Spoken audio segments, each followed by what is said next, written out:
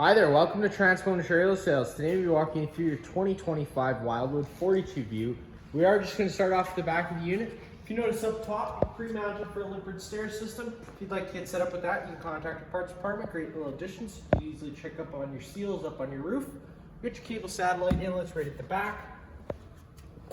Then coming around the left side of the unit, coming right down here, you're going to notice you got the first little sewer dump. It isn't actually a sewer dump. If you were to get set up with the washer dryer combo, you're pre-plumbed and pre-wired for it. Whenever you were to be using that washer, if you were to go ahead with that, you'd have to twist this cap off every time you went to go use it, so you could allow water to exit the washer when it comes time to draining. Failure to do so would allow that water to back up into the unit, so just be mindful of that if you were to go get set up with that. Now coming to your left, you got your 50 amp twist lock connection. Pulling that guy out, you're just taking note of that silver strip here. It lines up with the silver strip on this side. Lining it up, pushing it firmly into place, 8th turn to lock it in. And then you got that thread color to really lock it down. If you follow that cord down and back, you come to your standard 50 amp plug-in. Most campsites may not have this, so we do include this 30 amp dog bone adapter. Just keep it in mind when you're going down to 30 amps of power, you won't be able to run something like your air conditioner. Two air conditioners, sorry. When you're on 30 amps of power, you can only run one air conditioner at a time. So just be mindful of that. Switch to low point drains. So if you don't want the water going stale or stagnant because you're going to be leaving them for a while, or you're done your winterization process and you just want to let out some of that antifreeze, this is where you do so. To our left, you got your first sewer dumps. You got your black and your gray. These are going to be the ones you empty first. You always want to empty your black first, so it's going to be your dirtiest water filled from your toilets, and then you can come behind that with your gray valve, which is typically cleaner water filled from your back bathroom, sink, and shower. Up top, you got your black tank flush whenever you're using that. Always just be mindful of reading that caution sticker first, letting you know that you do have to have the sewer hose connected and the black tank open before you start pressurizing the tank. Reason being, if you're pressurizing the tank and the pressure's got nowhere to go, you can expand the tank to the point of cracking. And that's just going to help with false monitor panel readings or just an odor around the unit. Up top, you got this here. You're going to notice it says M, so this is going to be the same key as your door. That's just a service port for your hot water heater. There's nothing back there that you're going to need to worry about. And then you got the other side of the water heater here. You got your little power switch, turning that on, turns on power to the thermostat inside. Then you got this pressure relief valve. So we're gonna go over a couple notes about this water heater because it's a tankless system. If you had a camper before, you probably had a tank water heater, in which case there would be bypass valves at the back and you want to turn them because you don't want antifreeze going into the system. This is the opposite because it's a tankless system and there's coils that run around in a circle and a big flame that goes into the middle. You run an antifreeze through the system. Once you're done winterizing the unit completely, cracking the pressure relief valve, leaving it cracked open for the duration of winter. And that's just going to stop the coils from cracking. Next, you got your stabilizer jack. You got one in all 4 corners of the unit. They work pretty simple. You hook up your 3/4 inch drive tool to this guy here, running this foot down to the ground. Once the foot contacts the ground, just giving another 8/4 turn to snug it up. It's going to take any bounce or sway you see we have in the unit right now away. A little special note for that, they are stabilizing jacks, they're not leveling jacks, so don't try and use them like so. Same thing goes for running them up and down with a cordless impact. Just being mindful of how much torque you put on them because you do run the risk of bending them. Up ahead, you got your last sewer exit. That is for your galley tank, so that's just for your kitchen sink. Works the same way as the guy up front. Another stabilizer jack, again, the same way as the guy up front. Furnace exhaust, whenever your furnace is running, it's going to be blowing out hot air, so just be mindful of that.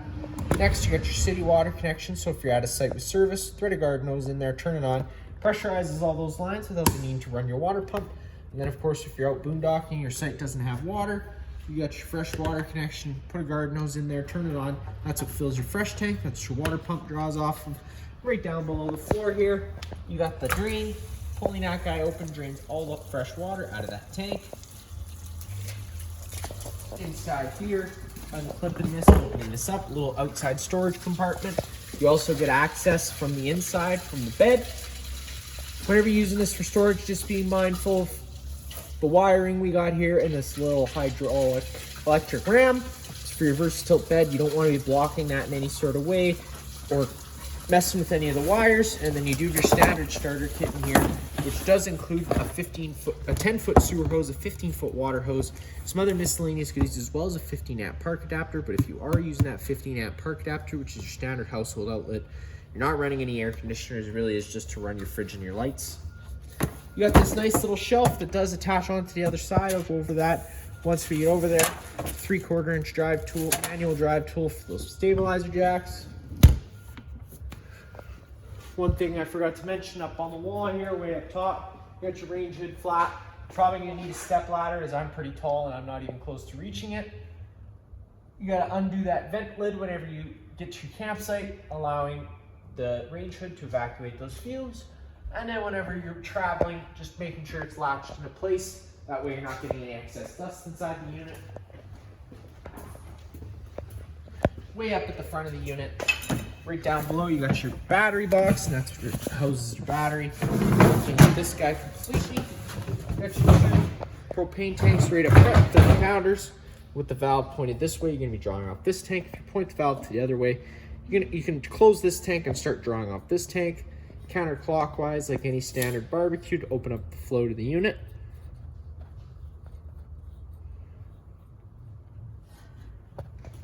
Coming around the passenger side of the unit, you got some more stabilizer jacks up front. You got your patio entryway door. This isn't the door we're going to be entering through.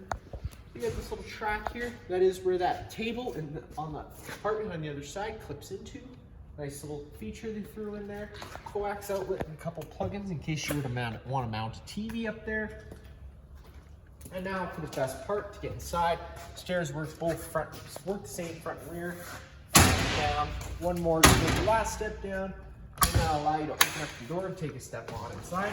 First thing you notice off in front of you, it's just your central vac system, pretty simple. Slide in that guy, turn it on. If you had a tool inserted, that's when it would start sucking. You do have a little dustpan system just by lifting up this guy here, turning it on. It's gonna suck up everything that's in front of it. And then closing it when you're done using it. Just keep in mind, whatever you do put in front of this trap does go into a small bag, which you get access to just pulling on the tab like so and pulling out of place. It gives you access to the bag so you can empty it every once in a while. Just keep it in mind. You're gonna have to replace that. We do sell extra ones here at the shop. Just getting into contact with the parts department. Now, for the fun part, you're gonna have to climb over the couch here to get over to the monitor panel so you can operate your slide outs. Once you climb over that couch, it's just right behind this staircase here. You got some awning LED lights outside, turning those on with that switch, some accent lights behind the slide out, and then you got your main light switch, turning that on, turns on the main living space lights, and they are at a dimmer so you can go dim to bright.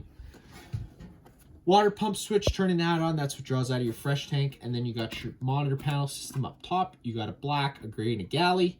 Pushing it gives you the corresponding levels. Slide out switch, whenever you're operating those slide outs, always being mindful of what's on either side of the slide, inside and out. The reason I say inside is things do tend to shift during travel. So just always being visual to make sure that nothing's getting caught in there, causing any damage. And once you hit that button, it's gonna run all the slide outs. It's gonna first put out the one with the least resistance. Once that one's out, it'll move out the next one. Again, just making sure you do have room on the other side of the slide on the outside for it to fully extend. And once they both fully extend, you're gonna hear the motors wind up.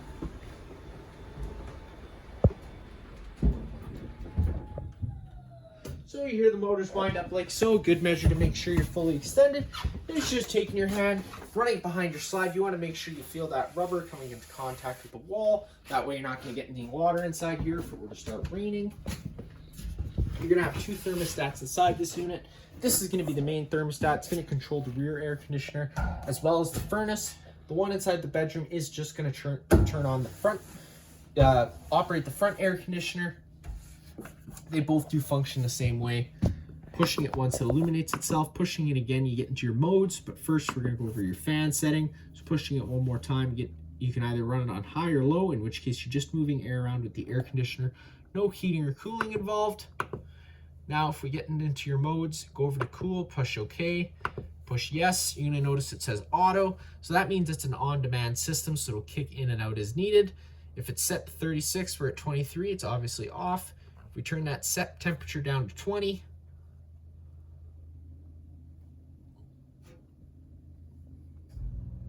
it turns on the air conditioner, air starts moving, and we're cooling.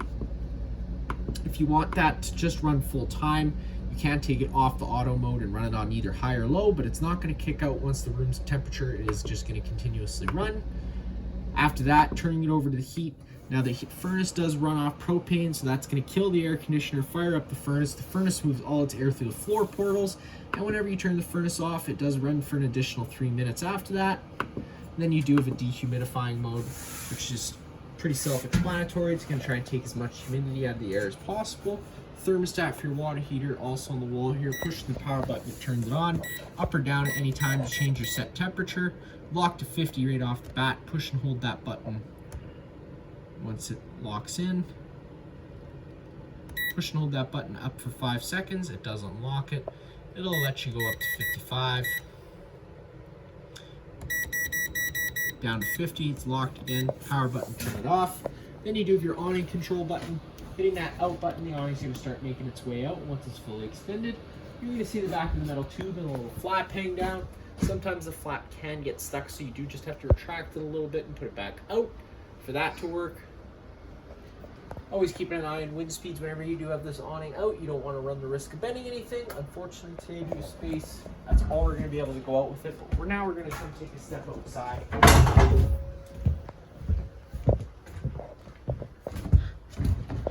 Now, if we were to start reading, again, you might need a step ladder because it's pretty high up, although you might have a deck outside here, so it might be okay. You just got to pull down in the center of this arm. It's going to bend. It's going to change the pitch of the awning head, allowing water to now run off. Now, of course, if you like that angle better, because it is going to allow for more shade, you can do the same thing with the front arm. Just making sure before you ever bring it in, you do push those arms both back to straight. That way, again, you just don't run the risk of bending anything. And then the retracting is be as simple as holding the in button, making sure it rolls the right way in. Once the arms contact the side of the trailer, it will automatically. Taking a step back inside here, we will start up in the bunk space, walking up these nice stairs. Both bunk spaces have tons of storage in them. They all both have lights on their own center push buttons, and it's just your standard seating area. Now the blinds in the bunk spaces as well as the front bedroom are going to work the same way.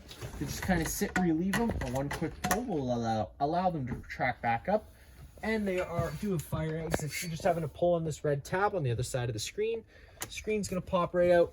Then you can take your handle, push it, and hop on out of the unit. Now to take a step into the bathroom. So I should probably warn you right off the bat, the door opens a little weird, so you don't come up to it and try and open it like normal. You might bonk your head on it. You do have to kind of, it's on a little swing system. So you can swing that open, take a step down into the bathroom, light switches on your left. Got your main GFI plug on the wall. It's all the outlets pretty well are hooked up through it, so if you ever have an outlet that doesn't work, this would be the first place I'd look. You got test on the bottom, reset in the middle, just always making sure that that guy's not tripped. Storage all around. You got your max air fan on the wall.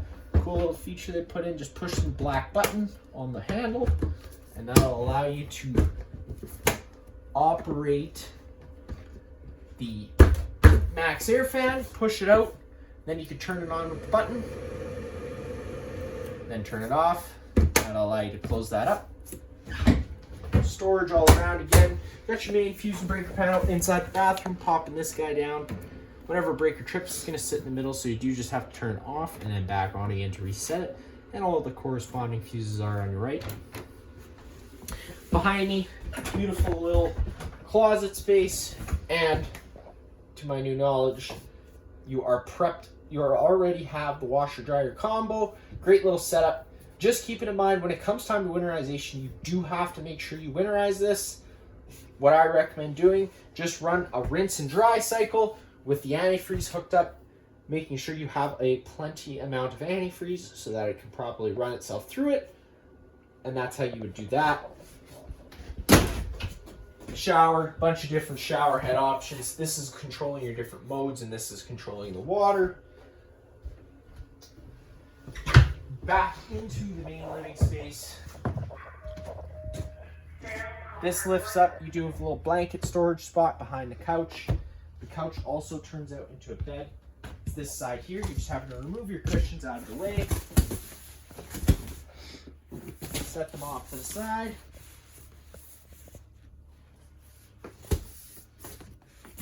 It's going to allow you to grab the foot of the couch, pick it up, and pull it towards you. And then at that point, you can just fold down your feet, set them down, take your back cushion, fold that down, and you have yourself another bed.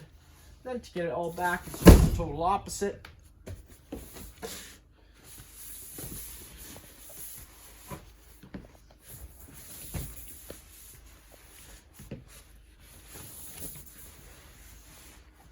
Again, we've got another emergency exit. Works almost the same, except there's no screen you're pulling out of the way. You're just pulling that tab, sliding the window open, and that'll allow you to slide the screen with it. Pop on out of the unit.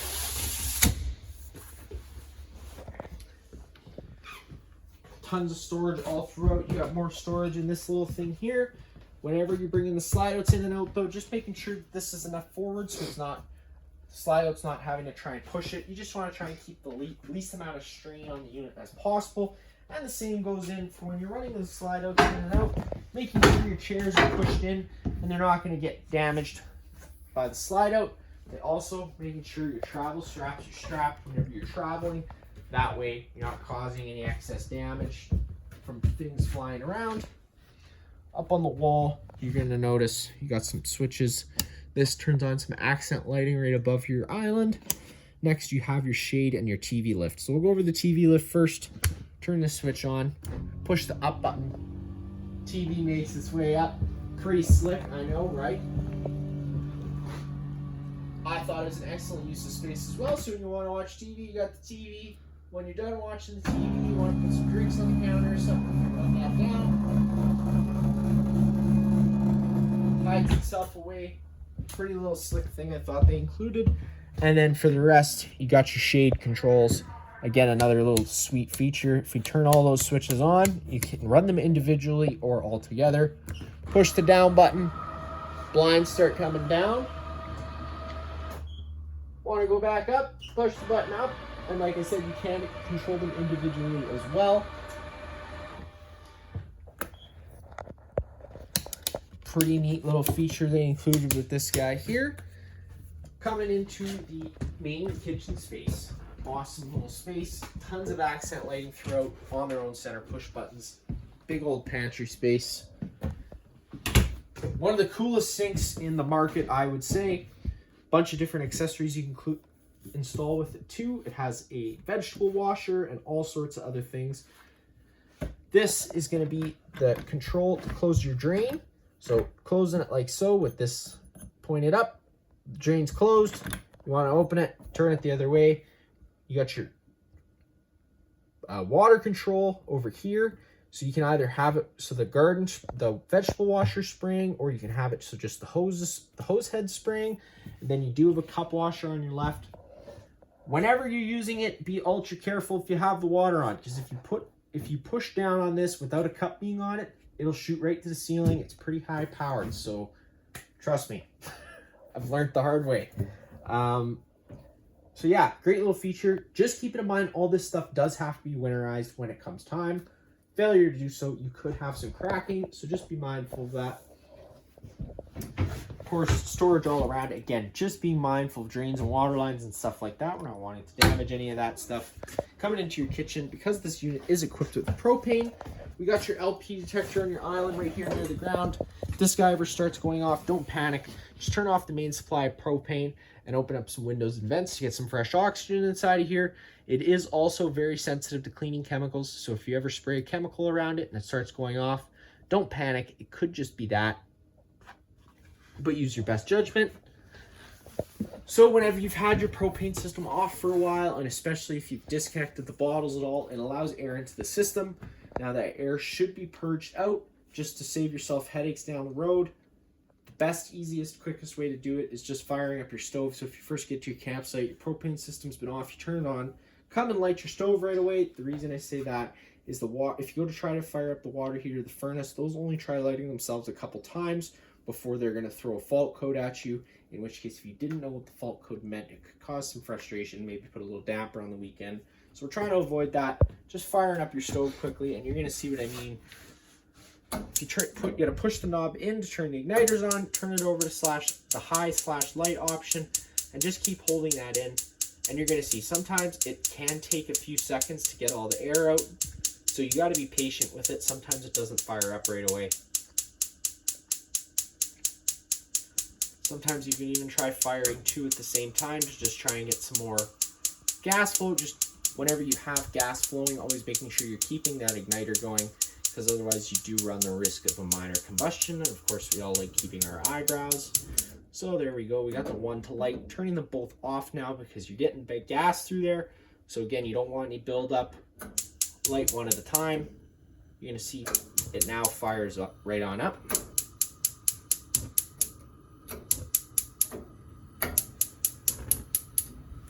Perfect. Whenever you're running your stove, always recommend running your range hood, which is built right into your convection oven. It also has a light built in.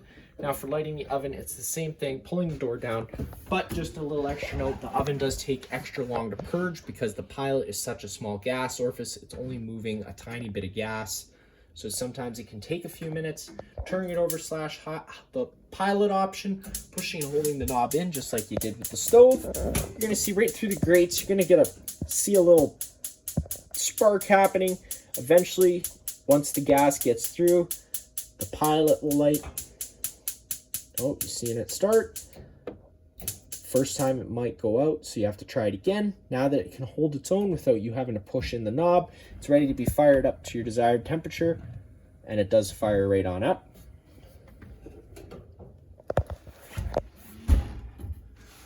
You do got your commercial grade fridge. It has an ice maker built in, so again, that's just another thing. You do have to make sure you summerize and winterize if you're using it. Storage all around. Again, you got your second bunk space going right up top. It's the same thing as the back set, kind of.